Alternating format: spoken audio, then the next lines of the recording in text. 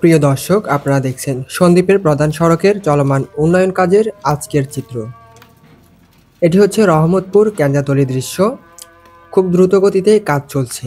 এখন পুরাতন পিচ তুলে ফেলা হচ্ছে এবং রাস্তা সমান করা হচ্ছে। আশা করা যায় খুব দ্রুতই উন্নয়ন কাজ শেষ হবে। কাজ চলাকালীন জনভোগান্তি ও কিছুটা অসুবিধা হলেও সুন্দরভাবে কাজ শেষ হলে দীর্ঘদিন সুফল ভোগ করতে পারবে সন্দ্বীপবাসী।